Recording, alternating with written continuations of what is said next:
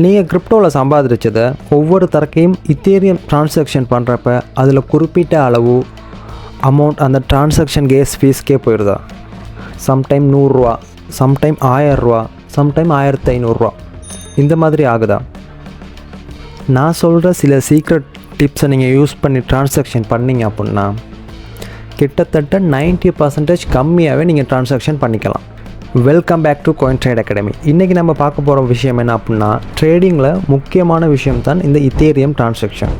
இதில் இருக்க பெரிய பிரச்சனை என்ன அப்படின்னா இந்த கேஸ் ஃபீஸ். இந்த கேஸ் ஃபீஸை எப்படி நம்ம ஒவ்வொரு டிரான்சாக்ஷன் பண்ணுறப்பையும் கம்மியாக பண்ணலாம் அப்படிங்கிறது தான் இந்த வீடியோவில் சிம்பிளாக சொல்ல போகிறேன். வீடியோவை கடைசி வரைக்கும் பாருங்கள், உங்களுக்கு ஈஸியாக புரியும். இப்போ நீங்கள் இத்தேரியம் டிரான்சாக்ஷன் பண்ண போகிறீங்க அப்படின்னா அந்த டைம்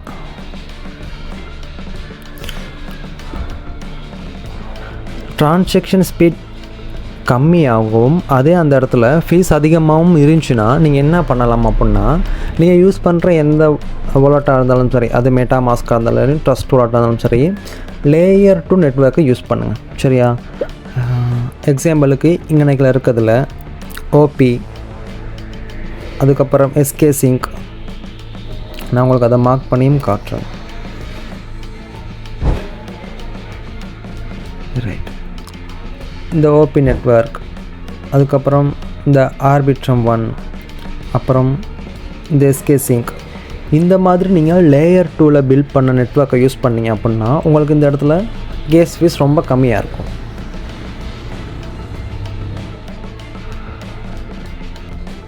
இதில் இருக்க நெட்வொர்க் எல்லாமே இத்தேரியம் ப்ளாக் செயின் மேல் பில்ட் பண்ணப்பட்ட நெட்வொர்க், அதனால தான் கம்மியாக இருக்குது. நீங்கள் எந்த வாலெட் யூஸ் பண்ணலாம் சரி, அதில் இந்த நெட்வொர்க்கை எட் பண்ணிக்கோங்க.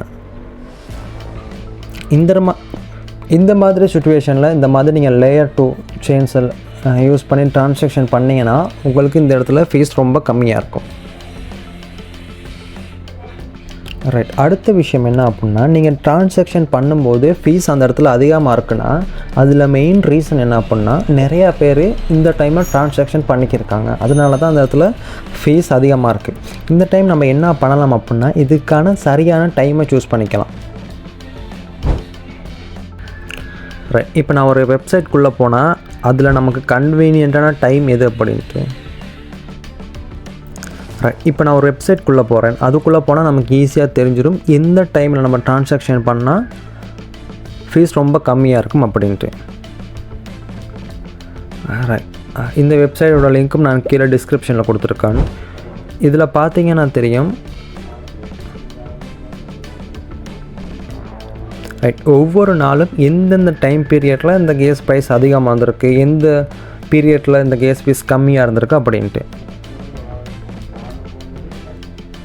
இந்தியாவில் இருந்தாலும் சரி, ஸ்ரீலங்காவில் இருந்தாலும் சரி, நைட்டு 11 மணிலேருந்து காலையில் 6 மணி வரைக்கும் இந்த குறிப்பிட்ட டைம் ஃப்ரேமில் நம்ம டிரான்சாக்ஷன் பண்ணுவோமா இருந்தால் கேஸ் ஃபீஸ் ரொம்ப ரொம்ப கம்மியாக இருக்கும். அதே மாதிரி சண்டே இல்லாட்டி வீக்கெண்ட்ஸ் இந்த டைம் பீரியட்லேயும் கேஸ் ஃபீஸ் ரொம்ப கம்மியாக இருக்கும். ரைட், அடுத்து 3வது விஷயம் என்ன அப்படின்னா, நீங்கள் யூஸ் பண்ணுற எந்த வாலெட்டாக இருந்தாலும் பரவாயில்ல, நீங்கள் ஃபீஸை கம்பேர் பண்ணி பாருங்கள்.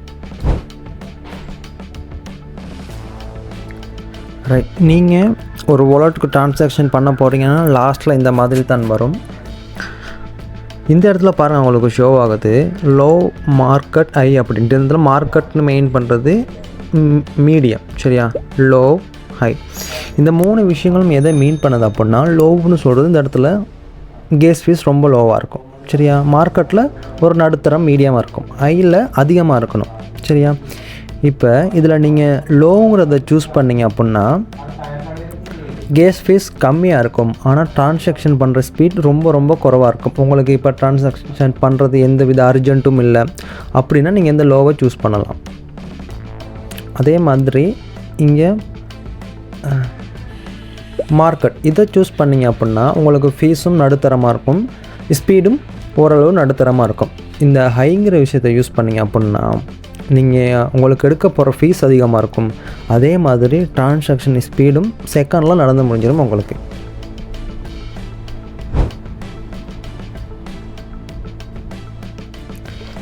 இந்த இடத்துல பாருங்கள், எடிட்ங்கிற ஒரு ஆப்ஷன் இருக்குது.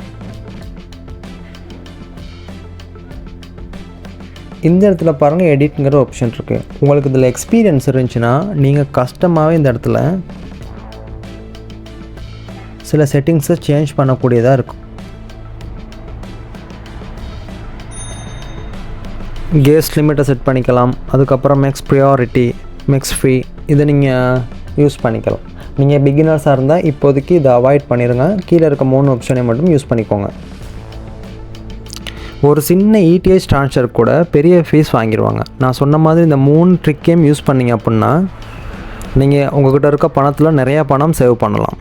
இந்த வீடியோ உங்களுக்கு யூஸ்ஃபுல்லாக இருந்துச்சுன்னா இந்த வீடியோவை லைக் பண்ணிக்கோங்க. அப்படியே நம்மளோட கோயின் ட்ரேட் அகாடமி யூடியூப் சேனலையும் சப்ஸ்கிரைப் பண்ணிக்கோங்க. பெல் ஐக்கனையும் ஹாலில் போட்டுக்கோங்க. உங்களுக்கு டெய்லி கிரிப்டோ பற்றின யூஸ்ஃபுல்லான அப்டேட்ஸ் நம்ம சேனலில் போஸ்ட் பண்ணுவோம். இப்போ நீங்கள் எந்த வாலெட் யூஸ் பண்ணுறீங்க அப்படின்ட்டு கீழே கமெண்ட் பண்ணுங்கள். அப்படின்னா நம்ம நெக்ஸ்ட் வீடியோவில் சந்திக்கலாம்.